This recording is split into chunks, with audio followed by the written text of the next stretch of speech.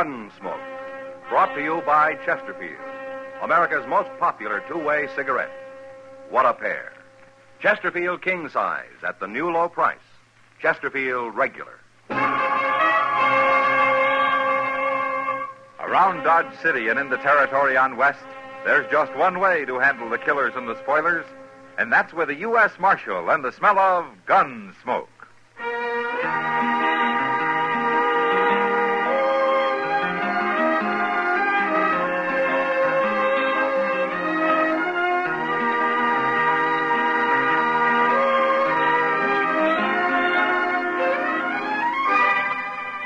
Gunsmoke, starring William Conrad. The transcribed story of the violence that moved west with young America. And the story of a man who moved with it.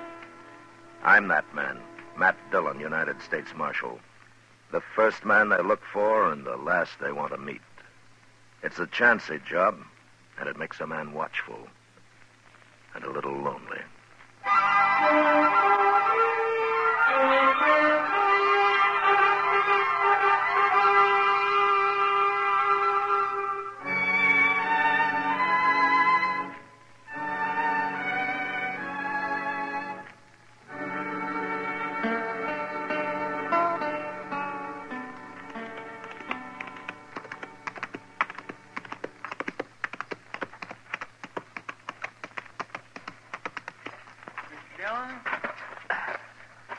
Mr. Dillon, Oh, hello, Chester.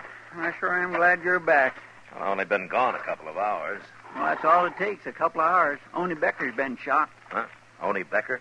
You know him, that little sodbuster lives out near Clear Spring. Oh, yeah. He's up at Doc's. You want to see him? Yeah. Well, tell me about it, Chester. Well, sir, all I know is he was gambling this morning over at the Texas Trail. He left there a little afternoon, and then some fellas found him laying in an alley with a bullet in him. Well, can he talk? No, sir. He's been unconscious the whole time. But Doc's working on him in here. Oh, hello, Matt. How is he, Doc? He's dead, Matt. About 10 minutes ago. Honey Becker. Now, who'd have shot a harmless little man like that? Harmless is right. He didn't even have a pocket knife on him. And besides, he was shot in the back. Maybe it was an accident of some kind. Accident? Chester, I once tried to save a man who'd pulled a scythe across the back of his neck by accident.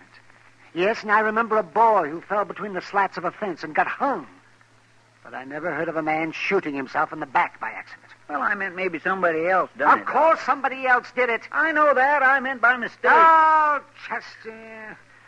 Yeah, Chester, are you sure you've been keeping your hat on when you're walking around in the sun? Oh, you're just mad because only Becker died on you, There was Doc. nothing I could do to save him.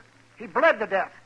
Inside. Oh, you did what you could, Doc. Yes, well, I think I did. Did, Annie say anything? Anything at all? No, Matt, he never even opened his eyes. Well, he was shot in the back, so it wasn't anybody he was fighting with. Well, I don't know, Mr. Dillon. Only was fighting, or at least having an argument over cards this morning with that gambler, what's his name, Al Clovis, over at the Texas Trail. He was. Well, why didn't you say so before, Chester? Well, I never heard of this, Al Clovis. Oh, he's only been here about a week, Doc. Chester, you wait here. I'm going over the Texas Trail.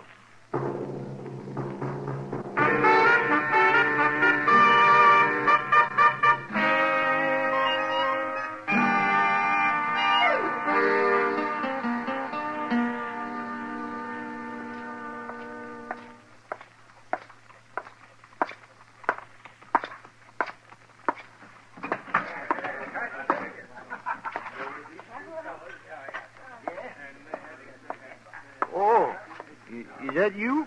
Oh, hello, Marshal. Hello, John.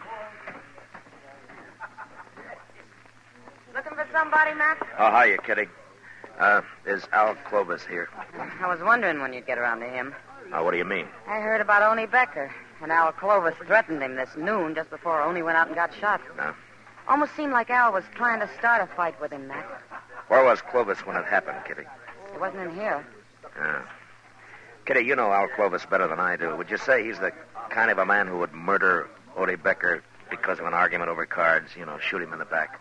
I don't know him that well, Matt. Yeah, well, maybe he had another reason to kill him. If he did it. Shooting little Oni Becker's like shooting a pet deer. Makes about as much sense. Yeah. But usually when a man gets murdered, there's a reason of some kind for it. You mean it'd take more than plain anger to follow a man down an alley and shoot him in the back? Well, ordinarily it would. Al Clovis must have wanted Oni dead for some special reason, Matt. Maybe Oni had something on him. Yeah, maybe. He was in here a while ago, but he left. Well, I'll find him. He might be at the depot, Matt. At the depot.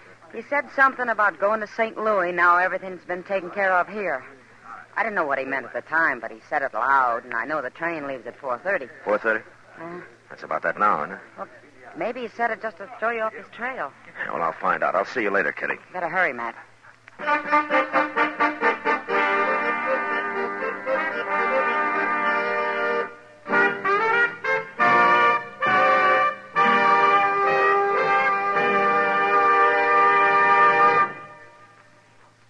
This is George Fenneman. In choosing your cigarette, be sure to remember this. You will like Chesterfield best because only Chesterfield has the right combination of the world's best tobaccos. Tobaccos that are highest in quality, low in nicotine, best for you. You and I smoke for relaxation, for comfort, for satisfaction. And in the whole wide world, no cigarette satisfies like a Chesterfield. Get a carton of Chesterfield today. Chesterfield Regular, Chesterfield King Size. Both at the same price in most places. In regular or king size, you can get 'em either way. The best smoke ever made's the Chesterfield you buy today. Smokers coast to coast are changing, it's a cinch to do. Here's all you have to say to get the one that's best for you. Chesterfield's for me, Chesterfield's for me. You just say it's Chesterfield's for me.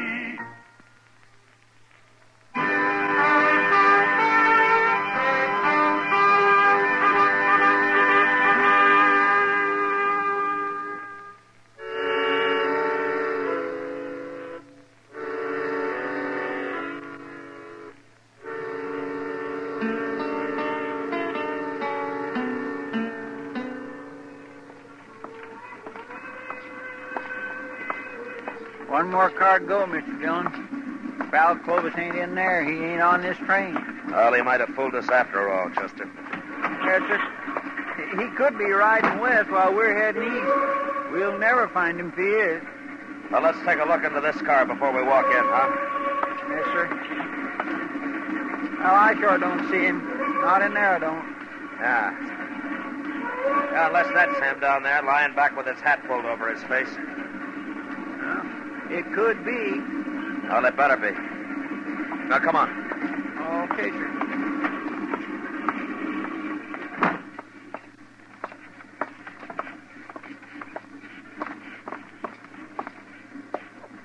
Hey, wake up, mister. Come on, wake up. Quit bothering me. What do you want? Marshal Dillon. Huh. What are you doing here? Keep your hands on your knees, Clovis. Tight. Well, what's this all about, Marshal? You carrying a gun? Why should I carry a gun? Stand up, Clovis. Come on, stand up. Okay. What for? All right, search him, Chester. Yes, sir. No, keep to one side of him, out of my way. Don't you try nothing, Clovis. Why should I? I told you I wasn't armed. No, ain't nothing on him. All right. Okay, you can sit down, Clovis. I don't understand this, Marshal. What are you looking for? I'm looking for the man who murdered Oni Becker this afternoon. You mean you followed me and got on this train because you thought I killed Oni? It's about 100 miles to Great Bend, Clovis. We'll get off there and take tomorrow's train back to Dodge. Oh, you're making a big mistake, Marshal. While you were riding up and down on this railroad, whoever did kill Oni Becker's leaving the country for good. You'll never catch him now. What you're trying to say is that you don't admit killing him yourself, isn't it? I'm not a murderer, Marshal. No, we'll see. Oh, I know what you're thinking. You heard Oni and I had a little argument this morning. Didn't you? Sure. That doesn't prove anything. I argue with lots of men. You threatened to kill him. Ah, that was just to scare him. He was being kind of stubborn about it all. You know what those farmers are like. I suppose it takes a stubborn man to grow potatoes. Well, if you're so innocent, why did you announce everything had been taken care of and that you were going to St. Louis? Did I say that, Marshal? You know, Clovis, I can always kick you in the head and take you back to Dodge in a sack. Now, why did you run? I'm not running. No reason why I should. That's the truth, Marshal. Where were you when Oni Becker was killed? I was wondering when you'd ask me that. I suppose you got an alibi. You know Mr. Bodkin, don't you, Marshal? I ought to. Bodkin's run the Dodge Bank ever since it was an old whiskey barrel. Well, I was with him in his office at the bank, Marshal. I suppose you'll take his word for it. Yeah, sure I will. Well, we were discussing the money I placed in the bank when I arrived in Dodge a week ago. $5,000, Marshal. Mr. Bodkin is going to transfer it to St. Louis for me. Chester, Yes, sir? go up and tell the engineer to stop the train at Jane's Crossing. Stop the train? There's a ranch about a mile from there where we can borrow some horses. Well, I thought you said we were spending the night at Great Bend, Marshal. I changed my mind, Clovis. Your story doesn't make much sense, and I want to get back to Dodge and find out why.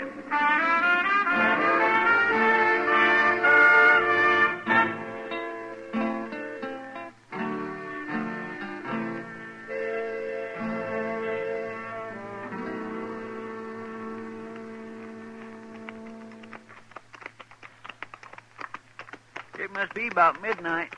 Sure is, and I'm tired. Haven't been on a horse in years. Oh, well, why didn't you say so, Clovis? We'd have borrowed a wagon for you. Never mind, Chester. Now, you take him on down to the jail and lock him up, huh? I'm going to stop here at Mr. Bodkin's house. His light's still on. Want me to go into him, Marshal? I'll let you know what he has to say, Clovis. I'll be along in a little while, Chester. All right, sir.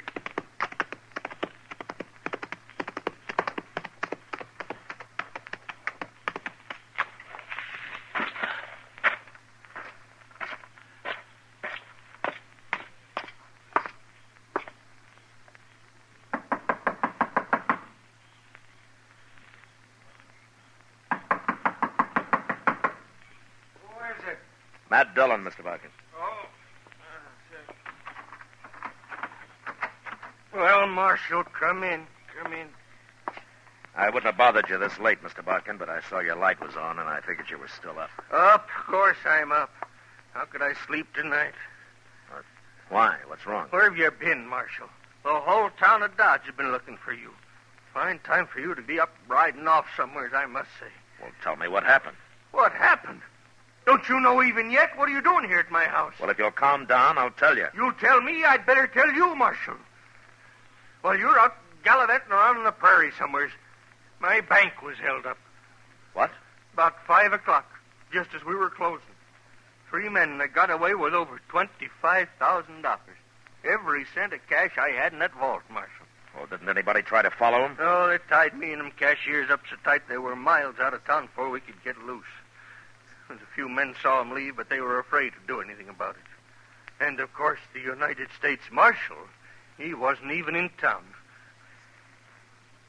Did you get a look at him? No, they were masked. Nobody I found can even identify their horses. They're just gone, Marshal, with $25,000. Look, Mr. Bodkin, I came here to ask you a question. It might have something to do with your bank being robbed. Oh? Well, what is it? Was Al Clovis with you in your office about noon today? Clovis? Yes, he was for a couple of hours. Why? He had some money on deposit? Yeah, that $5,000 cash. Of course, that's gone, too. That's part of the money they took. I'm afraid Clovis is broke now, along with me and a lot of other people. Oh, maybe he isn't as broke as you think. Oh, he's broke. Unless you can get that money back, Marshal. Look, I got an idea. I might find it for you, Mr. Bodkin. And it won't take very long, either.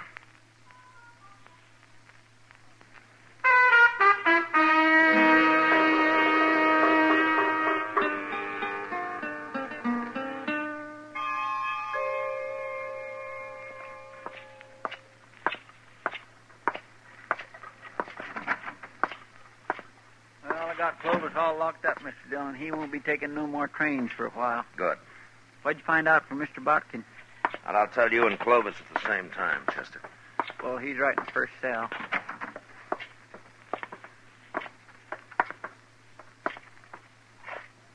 Marshal. Come to turn me loose. Mr. Bodkin says your alibi's good, Clovis. If you'd have believed me in the first place, you'd have saved us all a lot of trouble. Yeah.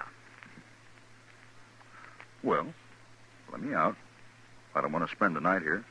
You better get used to it, Clovis. You're going to be spending a lot of nights in here. What? At least a month or two of them. No. They can't keep me here, Marshal. It's illegal. Is it? Of course it is. Well, maybe you know more about the law than I do, Clovis, but I run this jail, and you're going to stay here a long time. And what's more, I'm going to tell the whole town where you are. Come on, Chester. Marshal, I demand to be released at once.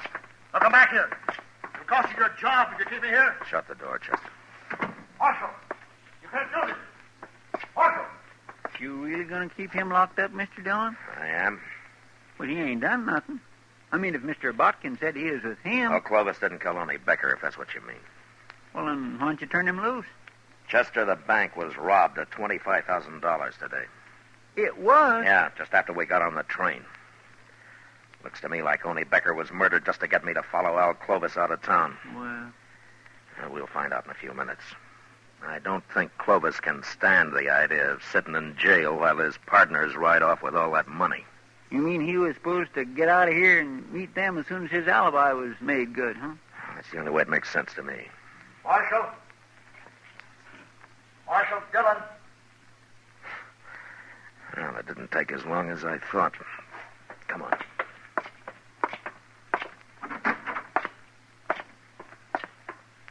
Marshal, I got to talk to you. All right, go ahead. You really going to keep me in jail here? You mean that? That's all you wanted? Don't bother me again. No, don't go, Marshal. What do you want, then? It's late, Clovis. I want to get to bed. Marshal, I'll make you a deal. About what? If I help you get back whatever was stolen from the bank today, can I keep my $5,000 out of it?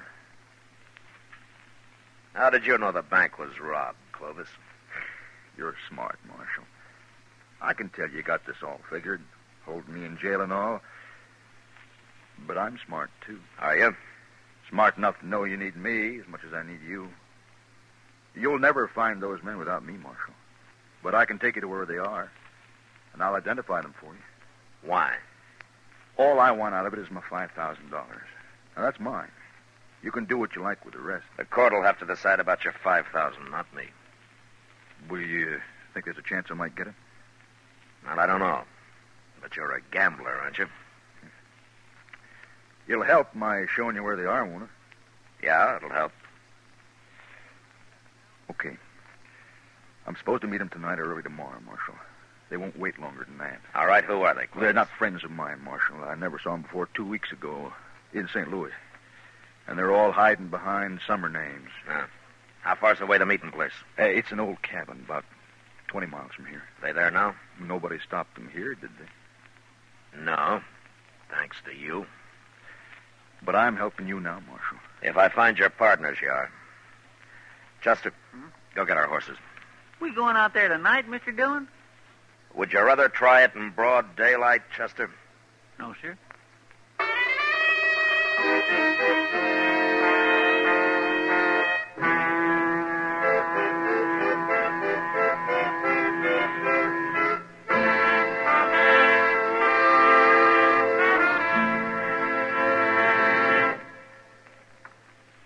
One-way cigarettes, one size, that is, are almost obsolete because they just don't give smokers what they want.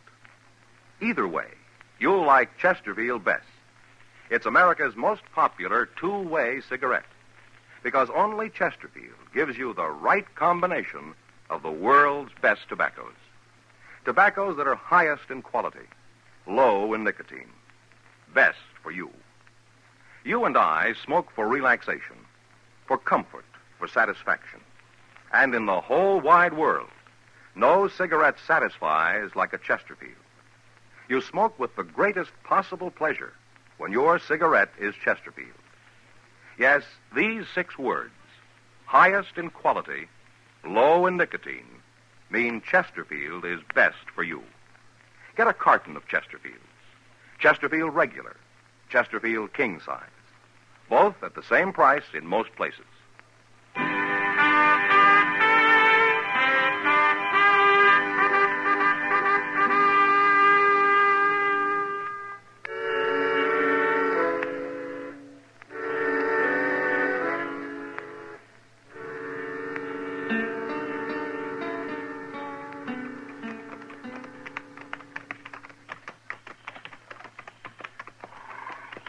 You sure you can find this cabin, Clovis?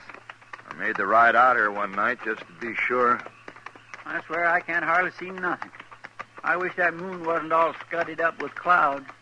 Chester, you still don't understand that if you can see them, they can see you. Chester, I know you're right, Mr. Dillon. It sure looks like rain, though. We're almost there. Good. Marshal, Yeah. how are you going to take them? 3 men. What's the matter, Clovis?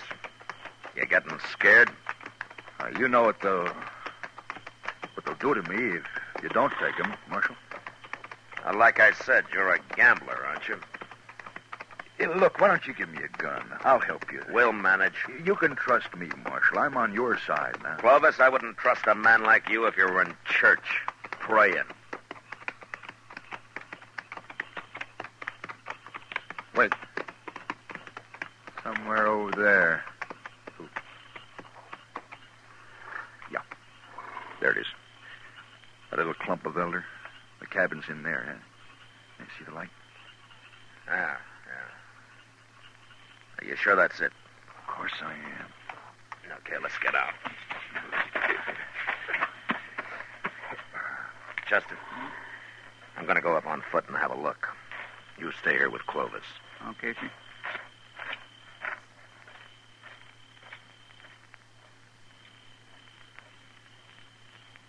What if they hear him and come out and shoot him?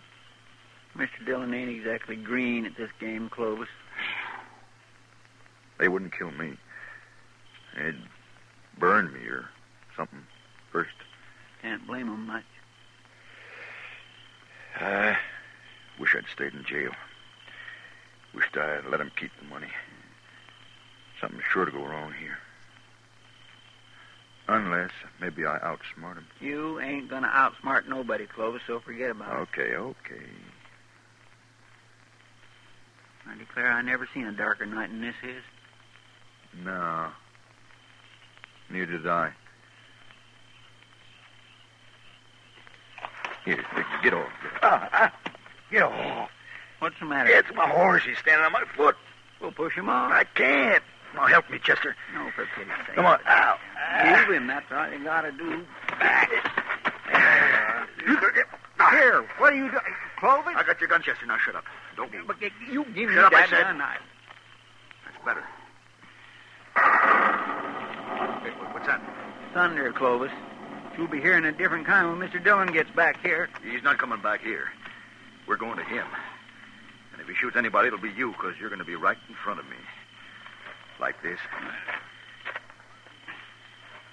All right. Start walking, Chester. Go on.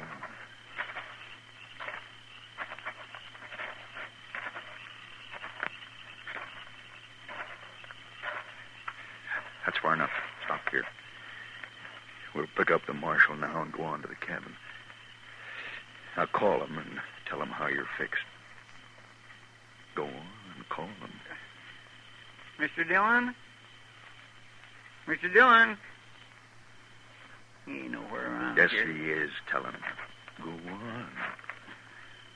Clovis got my gun, Mr. Dillon. Tell him if he doesn't walk over here with his hands up, I'll shoot you. He's going to take us both to the cabin, Mr. Dillon. He says he'll shoot me. You heard him, Marshal. I'll kill him sure if you try anything. He ain't close enough. I tell you, he's probably clear up there at the cabin. Okay. Okay, start walking, Chester. Just straight ahead.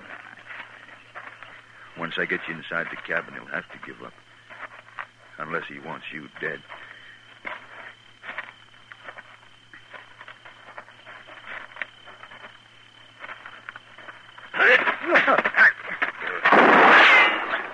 You hurt, Chester? No, officer. His gun just went off when you hit him. All right, get the gun quick.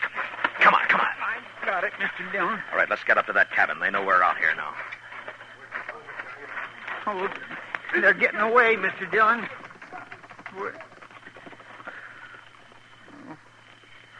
They're gone. Yeah. Oh, my goodness.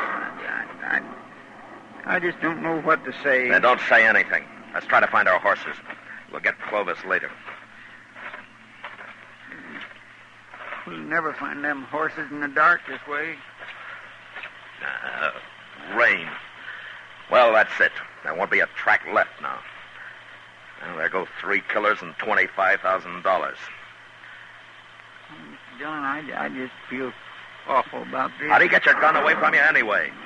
Well, sir, he said his horse was standing on his foot, so I... So you walked up and let him pull your gun right out of the holster, huh? Yes, sir, that's about the way it happened. Mr. Dillon, you should have let him take me into that cabin. They'd have killed me, but you could have caught them. They wouldn't have got away like they did. Yeah, I know. I was close enough to hear what Clovis said.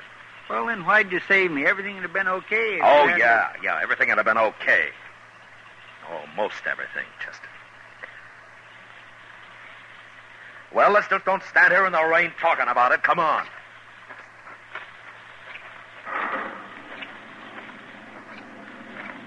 My, what a terrible mess.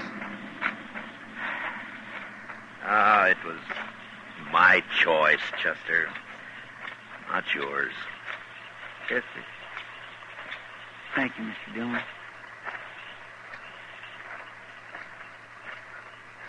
Mr. Dillon? Would you like a horehound drop?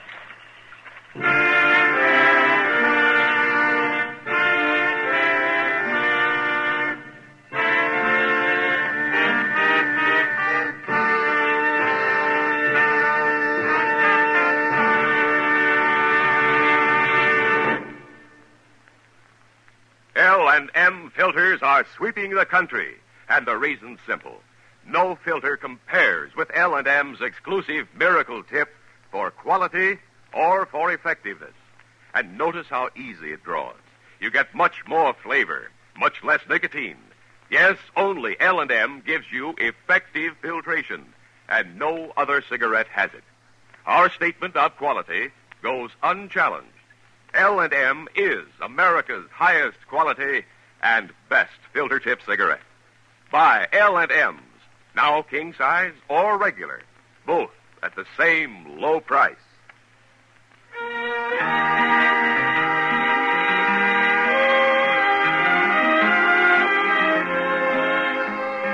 Gunsmoke, produced and directed by Norman McDonald, stars William Conrad as Matt Dillon, U.S. Marshal. Tonight's story was specially written for Gunsmoke by John Meston, with music composed and conducted by Rex Corey. Featured in the cast were John Daner and Lawrence Stopkin. Marley Bear is Chester, Howard McNear is Doc, and Georgia Ellis is Kitty. Join us again next week as Matt Dillon, U.S. Marshal, fights to bring law and order out of the wild violence of the West in Gunsmoke.